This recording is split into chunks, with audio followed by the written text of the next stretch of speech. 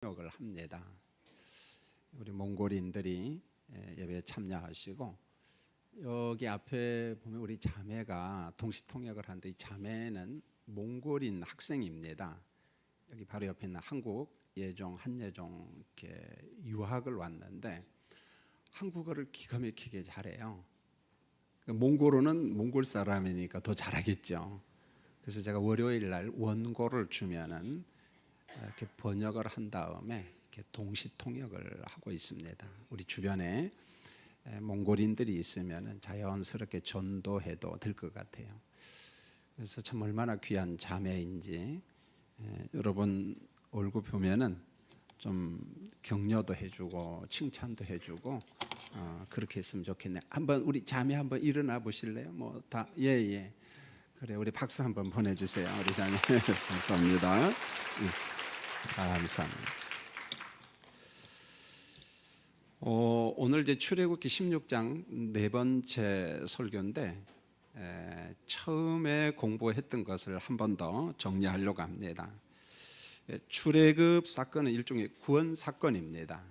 그래서 이 출애굽 사건을 가장 잘 요약한 게 고린도전서 10장이거든요. 그래서 모세에게 속하여 세례받고, 모세가 메시아다 그런 말은 아니고, 모세는 메시아 예표로 등장합니다. 그리스도에게 속하여 그런 개념이거든요. 그래서 홍해와 구름 아래서 세례받은 사람들이 어디로 들어가냐면은 광야로 들어갑니다. 광야. 그러니까 광야 백성들은 불신자들이 아니고 의의 백성들, 언약 백성들이거든요. 그래서 언약 백성들에게 광야 같은 인생을 살 때 규범이 있어야 되잖아요. 하나님의 말씀. 그래서 시내산에서 하나님의 말씀을 줍니다. 말씀대로 의의 백성들아 살아야 된다, 그런 거죠. 그런데 여러분, 광야가 살기에 낭만적인 곳인가요? 힘든 곳인가요? 너무너무 힘들잖아요. 산다는 게 벅차잖아요. 그래서 광야 인생을 살아가는 언약 백성들에게 하나님께서 내가 너와 함께 한다, 이것을 가르쳐 주기 위해서 성막교회를 만들어줘요. 그래서 성막 속에 영광이 충만하신 하나님을 보면서 힘내라, 내가 너와 함께 한다. 그리고 난 다음에 이제 요단강 건너서 가나안 땅으로 들어가는 거예요. 그러니까 이 출애굽기 말씀의 구조는 뭐냐면, 출애굽, 구원받음, 광야 생활, 의의 백성들의 광야 생활, 너무 힘드니까 그들을 위로하고 격려하기 위해서 하나님께서 성막교회를 만들고 여기에서 예배하라, 그리고 영원한 본향 하나님의 나라를 바라보라, 그런 거예요. 그러니까 말씀은 출애굽기인데 내용은 신구약 성경이 똑같아요. 자, 그래서 오늘 이제 출애굽기 16장 네 번째 설교인데, 이 광야 백성들, 의의 백성들이 광야에서 참 은혜를 많이 받아요. 기적과 은혜를 많이 체험하는데, 환경이 좀 불편하면 즉각 또 원망을 합니다. 그래서 여기서 원망하는 사람들은 불신자 원망이 아니고 의의 백성들의 원망입니다. 우리도 똑같아요. 예수 잘 믿고 구원 받았지만 환경이 어려우면은 얼른 우리 심령에서 뭐가 툭 튀어나와요? 원망과 불평이 툭 튀어나옵니다. 똑같습니다. 그래서 애굽 나온 사람들이 광야 살면서 가장 좀 언짢은 불평이 뭐냐면은, 애굽에서 죽게 놔두지 왜 광야까지 인도했느냐. 우리가 고기 까마 옆에서 살았는데 말도 안 되는 그저 억지를 부리면서 세상 말로 땡깡 부린다고 하는 거 아니겠습니까? 그래요. 그래서 물이 없다, 고기가 먹고 싶다, 야채도 먹고 싶다, 과일이 먹고 싶다, 극한 원망을 하죠. 그게 우리 모습 그대로 보는 거예요. 하나님께서 먹고 싶다는 사람들에게 먹거리 양식을 막 줍니다. 메추라기도 주고 만나도 주고. 그러면서 자, 내일 아침에 또 줄 테니까 너무 내일 아침까지 많이 저장하지 말아라. 벌레도 생기고 썩고 냄새 난다. 근데 사람들이, 어떤 사람들은 어떻게 해요? 아이, 무슨 소리야, 내일까지 저장해야지. 정말 내일 아침에 딱 보니까 어떻게 됐어요? 또 썩어요. 보면 우리도 그렇잖아요. 지나치게 욕심이 많아서 냉동실에 지금 몇 년째 있어요? 예. 있어요. 보면은 좀 나눠 먹으라고 그렇게 이야기해도 안 잡수시고 그냥 냉동실에 그냥 꽁꽁 얼려가지고 지금 3년째 4년째 어디에 뭐가 있는지도 모른다고 보면은요, 이게 뭐냐? 의의 백성들의 욕심이라는 게 불순종. 여러분, 출애굽기에 나오는 욕심 불순종은 불신자 욕심 아니에요, 여러분요. 의의 백성들의 욕심을 다루고 있는 것입니다. 결국은 구원받은 백성이지만은 고약한 인간성을 우리가 가지고 있어요. 죄성이죠, 보면은. 자, 이제 오늘 31절을 보면 핵심이 뭐냐? 만나입니다. 만나. 여러분, 출애굽기 16장 4절을 통해서 만나를 일컬어서 하늘에서 비같이 내린 양식 그랬어요. 하늘에서 비처럼 내리는 양식. 만나는 식물입니다. 식물. 그래서 우리가 앞에서 공부한 14절을 보면은 만나를 설명을 하면서 작고 둥글며 서리같이 가는 것 그렇게 이야기했어요. 서리를 봤지만은 이게 뭘까 참 궁금해요. 설교하면서도. 그 다음에 22절을 보면 만나는 식물입니다. 31절을 보세요. 만나를 비유적으로 설명을 합니다. 가시와 같고 희고 꿀 섞은 과자와 같다 이렇게 말했어요. 그러니까 좀 이해가 돼요. 야, 이게 이렇게 맛있는 걸 내일 아침까지 보관해야지 이걸 그럴 만도 합니다. 왜냐하면 꿀 섞은 과자와 같다 이렇게 이야기했어요. 여러분 혹시 물어보겠어요? 먹는 거 좋아하는 사람은 잠자기 전에 먹을 것을 어디에다 딱 보관해 놓잖아요. 그러면 기다려지는 시간이 언제일까요? 그날 다음 날 뭐예요? 아침. 이거 누가 먹으면 어떻게 하나? 김 목사가 먹으면 어떻게 하나? 막 그런 거잖아요. 이게 먹거리에 대한 우리의 관심이잖아요. 그 다음에 민수기 11장 7절에 보면 가시와 같고 모양은 진주와 같다 이렇게 이야기했어요. 저도 설교를 준비하면서 한번 찾아보자. 이 주석, 저 자료, 인터넷 검색, 식물 도감 쭉 보면서 만나는요 작은 씨입니다. 씨. 그런데 오늘 성경에 보니까 만나를 정확하게 설명을 못해서 가시와 같다 이렇게 말했어요. 그러면 가시가 또 뭐야? 좀 본 적이 없잖아요. 그런데 검색을 해보니까 잎사귀는 고수풀과 같고 그 다음에 열매는 고수씨와 비슷하더라고요. 정말로. 근데 시골에 여러분 고수가 많이 재배하는 데가 있는지 저희 고향은 많이 재배합니다. 저희 형님 마당에 가면 지금도 고수풀이 있거든요. 고수풀이 뭐냐면 베트남 쌀국수 먹을 때 뭘 넣어요? 고수풀 넣잖아요. 저는 그 맛으로 먹으러 가요. 어떤 사람은 그거 안 먹더라고요. 저는 베트남 가서 살아도 전혀 지장이 없어요. 고수풀. 그런데 고수씨가 여러분 들깨 있지요? 그거보다 좀 더 큽니다. 새카매요. 그러니까 가시와 같다라고 하는 말을 보면서 이제 이게 고수씨와 좀 비슷하지 만나가 꼭 우리나라 고수씨와 똑같다 그런 말은 아니에요. 그런데 비슷한 것 같아요. 그런데 오늘 성경에 보면 모양은 진주와 같고 둥글며 색깔은 하얀 서리와 같다. 그 다음에 맛은 꿀을 섞어서 만든 고소한 과자와 같다. 그런데 고수풀 씨는요 단맛이 있고 매운맛이 있습니다. 그러니까 그것과 일치할 수는 없겠지요 보면은. 그런데 보세요, 만나 식물을 가지고 요리하는 방법이 너무너무 다양한데 민수기 11장 8절에 보면 만나를 맷돌에 갈기도 하고 절구에 찍기도 했어요. 가마에 삶기도 하고 과자로 만들어 먹기도 했습니다. 그러니까 서양식 어떤 쿠키 같은 것을 만들어 먹기도 했어요. 그런데 그 맛이 어떤 맛이냐면 기름 섞은 고소한 맛 중에 최고 맛있다는 거예요. 보면 고소한 맛이라는 거예요. 여러분 이런 만나를 하나님께서 몇 년 동안 내려주셨냐면 40년 동안 내려주십니다. 그래서 하늘로부터 임한 만나를 과연 사람이 설명할 수 있는가? 성경은 못한다 그렇게 말합니다. 신명기 8장 3절에 보면은 너도 알지 못하고 너희 조상들도 알지 못하던 만나. 지금까지 이 만나를 경험한 사람이 없다는 거예요. 보면은요. 이제껏 본 사람도 없고 먹어보지도 못한 하늘의 양식. 그러므로 만나가 어떻게 생겼는가 알 필요도 없고 그냥 하나님께서 광야 백성들에게 의의 백성들에게 하늘 양식 만나를 공급하셨더라. 그 정도만 알면 됩니다. 할렐루야. 예, 뭐 그 정도만 알면 돼요. 또 괜히 집에 가가지고 우리 목사님이 뭐 고수풀하고 만나하고 똑같더라 그러면은요 저는 완전 망신당합니다, 여러분요. 32절을 보면 만나를 오멜에 채운 다음에 잘 간직하고 후손들 대대로 좀 교육하라. 만나를 통해서 내 백성을 내가 양육하고 먹였다, 그런 거죠. 그리고 33절로 34절을 보면은 항아리를 가져다가 만나를 담은 다음에 항아리 속에다가 만나를 넣어라. 그리고 증거판, 시내산 말씀, 돌판이에요. 돌에다가 말씀을 새겨줬잖아요. 증거판과 함께 보관하라 그랬어요. 자, 오늘 말씀은 요런 정도만 나오지만 제가 인쇄물에는 기록하지 않았습니다.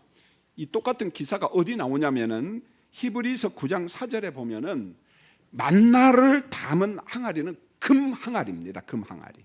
금 항아리. 그리고 언약궤에는 세 가지가 들어갔어요. 아론의 쌍난 지팡이. 그다음에 또 하나는 시내산 돌판의 말씀. 그래서 언약궤에는 초창기에 몇 개가 들었냐면 만나. 그게 어디 항아리에 들었다고요? 금 항아리에 들었습니다. 그리고 아론의 쌍난 지팡이, 그다음에 시내산 증거판 혹은 돌판, 말씀판을 갖다가 보관했어요. 그게 뭔가 하냐면은 광야 백성들을 하나님께서 인도했다는 거예요. 그러니까 만나 사건을 통해서 주고 싶은 게 뭐냐면은 의의 백성들, 광야 백성들이 어디 살든지 간에 그게 광야일지라도 하나님께서 그들에게 필요한 양식을 공급한다는 것입니다. 그 하나님을 신뢰하라, 그 하나님을 의존하라. 하나님께서 만나 양식을 통해서 시청각 교육을 시키는 거예요. 자, 그러면은 중요한 게 이겁니다. 출애굽기에 나오는 만나는 분명히 광야에서 기적적으로 베푸신 하나님의 양식인데, 오늘 이 시대가 우리가 지금 광야 같은 인생을 살지만은 말 그대로 사막 속에서 사는 건 아니잖아요. 그렇지 않습니까? 일용할 양식이 없는 것도 아니잖아요, 보면은. 그러면은 하나님께서 이 광야 같은 인생을 살아가는 우리에게 몇 가지 만나를 예비하셨어요. 세 가지 만나를 주셔요. 세 가지 만나를 주시는데 꼭 기억하시고 적절하게 기도했으면 합니다. 첫 번째로 일반 은총의 양식, 일반 은총의 만나. 여러분 창세기 1장을 보면 하나님의 창조 사건이 쭉 나옵니다. 거기에 식물도 있어요, 동물도 있습니다, 풀도 있습니다, 씨 맺는 채소도 있고, 그 다음에 씨 가진 열매 맺는 나무도 있어요. 농사를 지을 수 있는 태양도 만들고요, 뭐 바람, 온도 조절 다 할 수 있는 환경을 전부 다 만들었어요. 물을 보세요, 물고기에 고기도 있습니다. 이렇게 다 창조하고 난 다음에 마지막에 누구를 창조해요? 하나님의 형상대로 지음받은 인간을 창조한 다음에 창세기 1장 31절에 하나님 보시기에 심히 좋았더라. 완벽하게 창조했다는 거예요. 인간들이 먹고 사는데 아무런 지장이 없는 창조 작품을 하나님께서 만들어 놨습니다. 여러분, 이어서 주신 게 뭐냐? 창조 사건 이야기하고 난 다음에 창세기 2장 15절에 보면은 그것을 경작하라 그랬어요. 그것을 보존하라 그랬습니다. 여러분, 양식을 먹는 방법은요, 경작이에요. 노동이에요. 반드시 노동을 통해서 먹도록 되어 있습니다. 정상적인 노동을 하면은 의식주 걱정은 없도록 하나님께서 먹거리를 다 만들어 놨어요. 이것을 일컬어 일반 은총의 먹거리라고 이야기합니다. 이것은요, 예수를 믿느냐 안 믿느냐 그건 상관없다는 거예요. 일반 은총의 먹거리는요, 예수를 믿든 안 믿든 모든 인생들에게 주신 하나님의 먹음의 일반 은총, 보편 은총, 그런 것을 만들어 놨다는 것입니다. 여러분, 예수님께서 일반 은총을 설교를 하시면서 이런 말을 해요. 마태복음 6장 11절에 오늘 우리에게 일용할 양식을 주시옵고, 매일 양식을 마련하신 하나님, 이미 자 확인합니다. 바다와 땅과 강과 우리가 살고 있는 이 땅에는 필요한 일반 은총의 양식이 있다 없다? 있다는 거예요. 누가 만들어 주셨어요? 하나님이 만들어 주셨어요. 무엇을 통해서 먹으면 돼요? 노동을 통해서, 경작을 통해서 의식주를 마련할 수 있다는 것입니다. 자, 이와 같은 환경, 이미 하나님께서 의식주를 다 마련한 환경 속에서 제자들, 의의 백성들이 간구할 게 뭐냐? 예수님 말씀합니다. 하나님의 나라와 하나님의 의를 구하라, 이렇게 말해요. 하나님의 나라를 구하고 하나님의 의를 구하라. 여러분, 마태복음 6장 25절로 26절입니다. 그러므로 내가 너희에게 이르노니 목숨을 위하여 무엇을 먹을까, 무엇을 마실까, 몸을 위하여 무엇을 입을까, 한번 따라할까요? 염려하지 말라. 왜 그럴까요? 이미 의식주가 하나님께서 어떻게 했어요? 만들어 놨다는 거예요. 공중의 새를 보라, 심지도 않고 거두지도 않고 창고에 모아들이지도 아니하되 너희 하늘 아버지께서 기르시라니. 공중의 새, 자연 피조물, 짐승들 다 하나님께서 기른다는 거예요. 그들이 먹을 수 있는 먹거리도 다 만들어 놨다는 것입니다. 그러면서 이렇게 말합니다. 예수님이 너희는 이것들보다 귀하지 아니하냐. 그러니까 의식주 문제 너무 걱정하지 마. 내가 다 먹일 수 있어. 마태복음 6장 31절로 33절 그러므로 염려하여 이르기를 무엇을 먹을까 무엇을 마실까 무엇을 입을까 염려하지 말라. 이는 이방인들이 구하는 것이라. 여기서 예수님께서 이방인과 제자를 구분합니다. 이는 이방인들이 구하는 거다. 너희 하늘 아버지께서 이 모든 것이 너희에게 있어야 할 줄을 아시느니라. 그런즉 너희는 먼저 그의 나라와 그의 의를 구하라. 그리하면 이 모든 것을 너희에게 더하시리라. 여러분, 예수님은 산상설교를 통해서 신약의 의의 백성들 제자들에게 말씀합니다. 하나님께서는 모세에게 시내산 말씀을 주면서 광야의 의의 백성들에게 말합니다. 똑같아요. 대상이 의의 백성들입니다. 한쪽은 시내산 말씀을 통해서, 하나는 산상교훈의 말씀을 통해서 제자들아, 의의 백성들아, 너희가 광야 같은 인생을 살아도 이제부터는 단순히 먹거리만 구하는 것이 아니라 무엇을 구하라? 제자도. 하나님이 말씀하신 길을 따라가라는 거예요. 하나님이 말씀하신 길을 걸어가라, 그런 말이에요. 여러분, 한번 실질적으로 볼까요? 우리가 살아가는 우리 주변을 한번 보세요. 예수님을 영접하지 아니한 사람들도 잘 먹고 잘 삽니다. 그렇죠? 여러분, 가끔 그러잖아요. 아이고, 예수 안 믿는 사람 더 잘 먹고 잘 살아, 그러잖아요. 잘 먹고 잘 삽니다. 왜요? 걸리는 게 없거든요. 우리는 좀 뭐 하려면 양심에 찔리기도 하고 뭐 그렇잖아요, 보면은요. 근데 그런 게 없으면은 좀 더 많이 볼 수 있겠죠, 보면. 여러분, 우리보다 잘 사는 사람이 우리 주변에 많습니다. 왜 그럴까요? 예수 믿으면 잘 먹고 잘 살고 예수 안 믿으면 못 먹고 못 산다. 그건 맞아요, 틀려요? 여러분 참 똑똑해. 어느 교회 다니세요? 그러니까 그것은 무슨 영역의 선물이라고요? 일반 은총 영역의 선물이기 때문에 성도냐 아니냐 그걸 떠나서 하나님께서 먹거리를 준다니까요. 농사만 하면 돼요. 노동만 하면. 여러분, 가지고 있는 그 스마트폰 딱 검색만 하면은 이 세상에서 부자가 얼마나 많은지 몰라요. 전 세계에서 가장 부자 1등부터 100등까지도 나오고요. 그래서 미국에 보면 그 포브스지라고 경제 전문지입니다. 거기는 1년이면 한 번씩 누가 제일 부자인가 그 명단을 쫙 작성해. 그가 가진 재산이 얼마인가.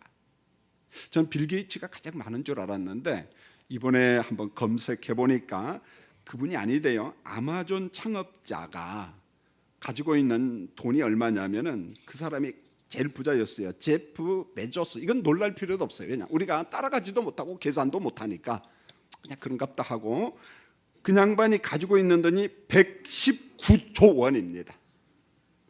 역시 전 안 놀랄 줄 알았습니다. 119조 원. 얼마나 많은지 몰라. 119조. 저는 이 설교를 준비하면서 참 행복한 게 우리 교회 봉고차가 3대 있고 카니발이 1대 있거든요. 근데 이 봉고차는 희한하게 조자가 들어가야 돼. 뭐 73조 원. 그러니까 저는 엄청 부자입니다. 봉고차 하나가 73조 원짜리가 있고 뭐 그러니까 얼마나 부자입니까? 119조 원이나 돈을 가지고 있어요. 그러면 119조 원 가진 사람은 삶의 질이 뭐 유별나고 여기 김 목사는 뭐 뒤처지고 그럴 것 같아요? 예, 의미 없어요, 보면은. 그죠? 여러분, 사는 동안 하나님의 은혜 속에서 감사하면서 하나님이 주시는 양식 잘 공급받으면서 매일 즐겁게 살면 돼요, 여러분. 할렐루야. 예, 119조 가진 사람이나 저나 하루 3끼 밥 먹고, 아니 이 사람 위장병 나가지고 2끼 먹을지도 몰라, 여러분요. 제가 이야기하고자 하는 것은 한 가지입니다. 하나님께서 우리에게 주신 양식 중에 하나가 일반 은총의 양식, 만나가 있다는 거예요. 그건 누구에게는 주고 누구에게는 안 주고가 아니고 노동과 경작을 통해서 누구나 먹을 수 있는 일반 은총의 양식을 하나님께서 다 은총의 선물로 주셨다는 거예요. 그러므로 우리 예수 믿는 사람들, 여호와의 백성들이 꼭 기억해야 될 게 뭐냐? 주님의 제자들은 삶의 우선순위에 1번에 의식주를 두면 된다 안 된다? 안 된다는 거예요, 여러분. 이미 의식주는 하나님께서 기본 속에 깔아놨어요. 이미 주셨다는 거예요. 그러므로 우리 예수 믿는 사람들은, 의롭다 인침받은 백성들은 주님의 제자로서 의식주를 1번에 두지 말고, 그건 마땅히 여러분에게 필요한 거 하나님이 아시니까 그걸 두지 말고 뭐라고 이야기하냐면 하나님의 나라와 하나님의 의를 먼저 구하라, 이렇게 말하는 거예요. 하나님의 나라를 구하고 하나님의 의를 구하고. 그래서 마태복음 6장 33절에 너희는 먼저 그의 나라를 구하라, 그의 의를 구하라, 이렇게 말했어요. 자, 공부를 합니다. 그의 나라는 하나님의 나라입니다. 여러분, 나라에는 그 나라 백성이 있죠. 그럼 백성들이 있으면 백성들이 지킬 법이 있습니다. 헌법이 있어요. 마찬가지로 하나님의 나라에도 하나님의 나라 백성이 있고 하나님의 나라 백성이 지킬 법이 있다는 거예요. 하나님의 말씀이 있습니다. 그래서 우리가 하나님의 나라를 구한다는 말은 하나님의 다스림과 통치를 내가 받겠습니다라고 고백하는 거예요. 하나님의 나라를 구한다는 것은 난 하나님의 백성이고 하나님의 법을 지키겠습니다. 하나님의 통치를 받겠습니다. 그 다음에 보세요. 그의 의라고 하는 말은 하나님의 뜻입니다. 하나님께서 옳다고 여기시는 겁니다. 그래서 하나님의 오르심이라고 이야기해요. 하나님의 윤리, 하나님의 도덕성이라고도 이야기해도 상관없어요. 그의 의를 구한다는 것은 하나님이 기뻐하시는 내가 의인의 삶을 살겠다, 그런 말입니다. 내가 하나님이 기뻐하시는 삶을 내가 오늘도 살고 내일도 살겠다. 여러분, 제자들이 그의 나라, 그의 의를 구한다는 말은 단순히 하루 밥 세끼 구한다는 말이 아니에요. 이제 그 정도를 벗어나야 됩니다. 그리스도께 속하여 세례받은 백성들이 하나님의 뜻을 이 땅에서 실천할 은혜와 능력을 구하는 거예요. 여러분, 우리가 광야 살다 보니까 버겁기도 하고 뜨겁기도 하고 정갈도 있고 독사도 있고 참 힘들잖아요. 그럴 때마다 내가 의의 백성들인데 어떻게 합니까? 그래도 하나님의 백성답게 살아야죠. 하나님, 내가 하나님의 백성대로 살도록 하나님의 의를 구합니다. 하나님의 나라를 구합니다. 하나님의 나라의 삶을 이 땅에서 실현하기를 원합니다. 하오니 내게 은혜를 주세요. 능력을 주세요. 하나님의 그 아름다운 성품을 내게 충만히 채워 주세요. 그렇게 간구하는 겁니다. 여러분, 참 복음이라는 게 뭘까요? 수요 예배나 주일 예배 때마다 무수히 강조했습니다. 복음은 예수 믿으면 구원받는다는 거예요. 맞습니다. 복음은 예수 믿으면 천국 간다, 구원받는다, 그 정도에서 끝나면 안 된다는 거예요. 복음은 뭐냐? 복음을 이 땅에서 살아가는 겁니다. 구원받은 백성이 이 땅에서 규범이 뭐냐? 복음대로 살아가는 거예요. 복음대로. 여러분, 이신칭의 교리도 그거잖아요. 그리스도를 믿으면 의롭다 인침 받잖아요. 구원받았습니다. 그러면 구원받은 백성이 의인의 삶, 구원의 삶을 살아간다는 거예요. 이게 안 되니까 참 죄송합니다만은 한국교회가 가끔 조롱도 받고 예수 믿는 성도들이 그저 조롱을 받는 이유가 그거잖아요. 내가 예수를 믿는다고 고백했어요. 의롭다 인침받은 백성이라고 고백했습니다. 그런데 의의 삶이 없다는 거예요. 그럼 의의 삶이 뭐냐? 간단해요. 예수님께서 말씀합니다. 소금 되라, 빛이 되라. 소금 역할 하라, 빛의 역할을 하라. 소금 노릇하라, 빛 노릇하라. 이렇게 말해요. 그리고 난 다음에 여러분의 착한 행실을 사람들에게 보여줘라. 이게 바로 마태복음 5장 16절이잖아요. 우리의 선한 행실을, 빛을, 소금을 주변 사람들에게 보여주라는 거예요. 여러분, 오늘도 예배 마치고요, 여러분 광야로 가야 돼요. 그럼 광야 삶 속에서 같이 원망하고 같이 불평하고 같이 욕심부리고 그게 아니고 어려운 환경 속에서 소금이 되고 빛이 되고 소금 역할, 빛의 역할을 하라는 거예요. 만일 우리가 의롭다고 여김받은 사람이 의의 삶이 없다면, 하나님의 말씀을 자꾸만 거부하고 불순종한다면 그런 사람의 구원은 의심해야 돼요. 정말 그 사람이 구원받았는가 고민이 된다는 거예요.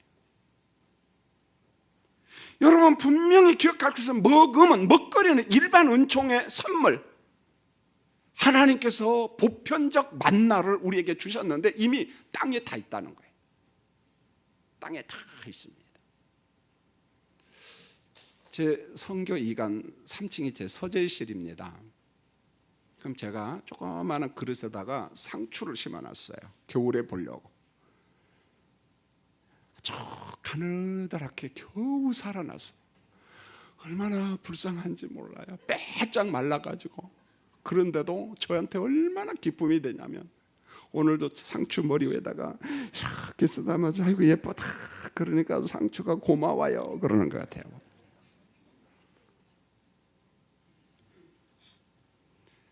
여러분 이와 같은 일반 노동을 통해서 그렇게 상추를 심고 뭘 심고 예수 믿는 사람만의 축복이 아니라 모든 사람은 노동을 통해서 의식주가 해결이 된다는 거예요.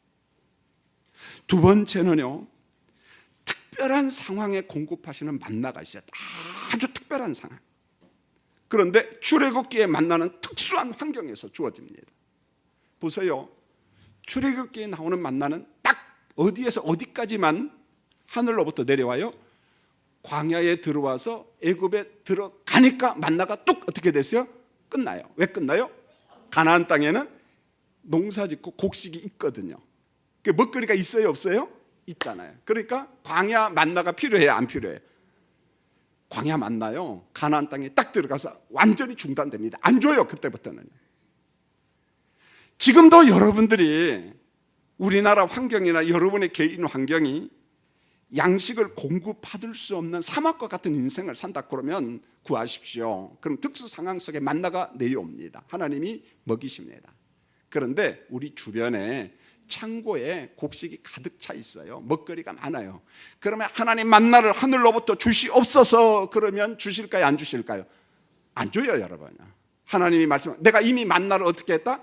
주었다는 거예요. 이미 주었다. 그게 뭐예요? 일반 은총 영역 속에서 이미 주었습니다. 우리 성도님들이 헷갈리는 게 있어요. 시도 때도 없이 만나를 구해. 물론 구해야겠죠. 그러나 기도 제목이 정확해야 돼요. 지금과 같은 2019년도를 살아가는 우리 대한민국이 풍요 속에서 물론 어려운 사람도 있습니다. 지금처럼 먹거리가 많은 사람들에게 하나님께서 기적의 만나를 주라고 하면 하나님이 특수 상황이 아니기 때문에 안 줘요, 여러분. 안 줍니다. 물론 이제 예외가 있겠죠. 내가 어떤 병이 걸렸는데 암이야. 의학적 치료가 불가능해. 그럴 때는 하나님의 특별한 만져주심이 지금도 어떻게 해요? 있어야 돼요? 없어야 돼요? 있어야 된다. 그런 것은 기도해도 상관없다는 거예요. 상관없습니다. 세 번째 양식이 우리가 해야 될 겁니다. 이 나눔 양식, 보통 구제 양식이라고 하는데 나눔의 만나예요. 자, 우리가 살아가는 세상에는 전쟁이 있습니다. 기근과 자연재해가 있습니다. 선천적인 장애인이 있어요. 내가 원하지 않았습니다. 그런데 중증 장애인으로 태어납니다. 어떤 사람은 후천적 장애인이 됩니다. 불의의 교통사고로 전신마비 환자가 돼요. 본인들이 원하지 않았는데 장애인이 되고 고아도 되고 과부도 되고 나그네가 됩니다. 사회적 약자가 된다는 거예요. 하나님은 이런 사람들을 위한 양식을 준비했어요. 만나를 준비했어요. 그게 뭐냐면 이삭입니다. 이삭. 레위기 23장 22절에 농가 밭에 있는 이삭. 이때 이삭은 가난한 자들의 양식입니다. 잘 기억하세요. 그러면은 농가 밭이 뭐냐? 기업이에요, 기업. 내가 하는 일터입니다. 여러분의 월급 봉투에 이삭이 조금 있다는 거예요. 이삭. 목사님 무슨 소리예요? 내가 이 돈 벌기 위해서 한 달 동안 너무 고생했는데 전부 다 내 겁니다. 노, 아니라고 이야기합니다. 여러분의 월급 봉투에도 작은 이삭이 있어요. 그게 하나님의 이삭인데 그것은 뭐냐? 나눔 양식이에요. 약자를 위한 배려. 조금 써라. 그래서 신명기 15장 11절에 땅에 있는 가난한 사람들에게 너는 반드시 내 손을 펼지니라. 그렇게 말해요. 땅에는 가난한 사람이 있는데 그 사람에게 손을 펴라. 배가 고픈 사람에게 양식을 좀 주라는 거예요. 여러분, 바울 서신을 보세요. 바울 사도가 정말 강조를 많이 한 게 구제헌금이에요. 구제헌금. 예루살렘 교회가 어려웠어요. 가난했습니다. 배가 고팠습니다. 소아시아와 남부 유럽에 있는 교회들에게 연락을 합니다. 예루살렘 교회가 너무 어렵습니다. 구제헌금 좀 해주세요. 구제헌금을 해주었습니다. 여러분, 세례 요한은 뭐라고 설교합니까? 요단강에 세례 받으러 오는 사람들에게 혹시 여러분 여벌의 옷이 있다면은 그 남은 여벌의 옷을 좀 가난한 사람, 추위에 떨고 있는 사람에게 좀 주십시오. 이렇게 이야기합니다. 여벌의 옷, 구제헌금. 나눔과 구제는 하나님이 준비하신 만납니다. 금년에 우리 표가 나눔이 있어요. 싸구려 동정이 아니라는 거예요. 목사님, 저 사람 구제하면 버릇 나빠져요. 예, 그럴 사람 있어요. 그런데 그런 대상이 아닌 정말 나눔이 필요한 사람이 지금도 있습니다. 지금도 있다니까요. 말을 안 해요. 우리 교우들 가운데도 그런 사람이 있어요. 그래서 손을 펴서 나누라. 여벌의 옷이 있으면 나누라. 여벌 조금의 양식, 남은 양식 있으면 이삭을 좀 줘라.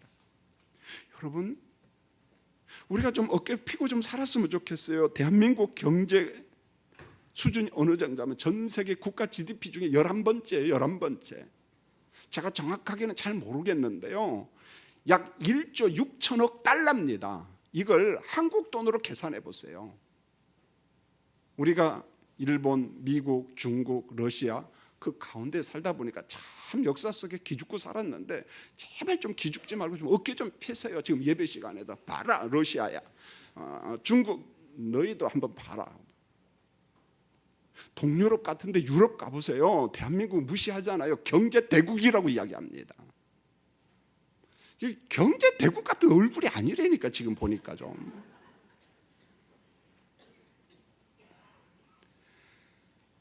여러분, 지금 우리나라는요 특수한 환경이 아니에요. 광야 환경이 아니라는 거예요. 배가 고프고 먹거리가 없고 이래 죽고 저래 죽고가 아니라는 것입니다. 여러분, 정말 양식이 없는 사람이 요청하십시오. 지금 예배 중에 있는 사람이 김 목사한테 요청하세요. 목사님 무슨 소리입니까? 난 오늘 아침부터 굶고 왔는데요. 오늘 점심 저녁도 먹거리가 없습니다. 저한테 가면 제가 드리겠습니다. 옷도 없습니다. 제가 드리겠습니다. 제가 못 주면요 예배 끝나고 바로 당회할게요. 그리고 우리 재정에서 얼마 드리겠습니다. 무슨 말인가 하냐면은 지금 기적의 양식이 필요한 때가 아니고 하나님께서 보편 은혜를 갖다가 이 땅에다가 가득 채워줬어요. 여러분이 내일 아침에 석관동 동사무소 가서 내가 먹거리가 없습니다. 그럼 복지 담당 직원이 딱 먹거리 갖다 준다니까요. 아이고 난 여기 안 가. 난 성북구. 그럼 성북구로 가세요. 아니 청와대로 가세요. 그럼 줍니다. 누가 예비한 먹거리라고요? 하나님이 예비하신 일반 은총의 먹거리. 이게 복지라는 거예요. 이게 나눔이라는 것입니다. 그러면 나눔의 주체가 누구냐? 관공서만이냐? 아니요, 우리라는 거예요. 우리 속담에 콩도 어떻게 해요? 나눠 먹는다. 콩 한 조각도 나눠 먹는다. 참 멋진 말이에요. 배가 고프고 힘든 사람이 있을 때 콩 한 조각도 나눠 먹는다는 게, 이 나눔의 양식, 나눔의 만나가 우리 가운데 있다는 거예요. 정리합니다. 세 종류의 나눔이 있어요. 하나님이 직접 주시는 기적 만나가 있어요. 그런 나라가 좀 있겠지요. 보면 시리아 같은데 사랑으로 나누는 나눔 양식이 있습니다. 어떤 면에서 난민으로 고통당하는 데는 나눔 양식이 필요합니다. 마지막 세 번째는 일반 은총의 만나, 노동을 통해서. 그러면 우리가 할 일이 뭘까요? 마지막 작은 소자에게 나는 지금 옷 한 벌, 목마른 자에게 주는 물 한 그릇이 지금 필요합니다. 그럼 목사님, 작은 소자가 누구냐는 거예요. 제가 말씀드리겠습니다. 여러분, 몸이 아파서 병원에 건강검진을 받았는데 고대병원 경희대 병원 갔는데 의사가 그랬어요. 당신은 암 환자입니다. 암이 걸렸습니다. 그 순간에 여러분의 심령이 어떻게 될까요? 가슴이 벌렁벌렁거리고 떨리고 마음이 안정이 안 돼요. 원자력병원으로 갈까? 아산병원으로 갈까? 삼성병원으로 갈까? 서울대학병원으로 갈까? 사람들이요 전부 다 명의입니다. 우리나라 사람들 어디가 좋대, 뭐가 좋대, 어디가 좋대. 그래서 나중에 헷갈려요. 암이라고 하는 판정을 받는 순간에 그의 심령이, 건강한 심령이요 조그만 심령이 됩니다. 작은 소자가 됩니다. 그러면 그 작은 소자에게는 누가 필요할까요? 건강한 사람이 쓸데없는 말 하려면 가지 마세요. 암 환자가 가면 제일 좋습니다. 집사님, 저도 암 환자였어요. 항암 치료받고 방사선 치료를 받고 얼마나 고생했는지 몰라요. 그러면서 손잡고 이루해 주면 돼요. 만약에 기업을 경영하는데 어려워요. 자금난이 부닥쳐요. 그럴 때 어떻게 할까요? 같이 기업을 했던 사람이 찾아가서 집사님 힘들죠. 저도 그 과정을 다 걸쳤어요. 우리 옆에는 작은 소자가 너무너무 많아요. 지금도 마찬가지예요. 그 작은 소자. 마태복음 25장 41절에 여기 내 형제 중에 지극히 작은 자 하나에게 한 것이 곧 내게 한 것이다. 예수님 말씀합니다. 지극히 작은 자 한 사람에게 한 것이 곧 내게 한 것이다. 그것을 예수님께서는 물 한 그릇으로 이야기했고 오단벌로 이야기했고 그렇게 이야기했어요. 사랑하는 성도님들, 내 옆에 있는 작은 소자 외면하지 말고 그 옆에서 함께 기도하고 그의 건강 회복을 위해서 기도하는 우리 교우들이 되시기를 예수님의 이름으로 축원드립니다. 기도하겠습니다. 하나님, 우리가 살아가는 것은 여전히 광야 환경입니다. 덥기도 하고 물도 없고 정갈도 있고 독사도 있고 아말렉의 공격도 있고, 그런데 그 광야로 구원받은 백성들이 또 나갑니다. 한 주간도 우리 성도들 은혜 가운데 지켜주시고 필요한 만나 그때그때 공급해 주시옵소서. 특별히 작은 소자들, 그게 질병입니까? 회사의 어려움입니까? 공부하는 학생들의 고민과 갈등입니까? 하나님, 우리 한 사람 한 사람을 써주시고 작은 소자가 넘어지지 않도록 붙잡는, 함께 기도하는 한국교회와 석관중앙교회 성도들이 되도록 도와주시옵소서. 예수님의 이름으로 기도합니다. 아멘.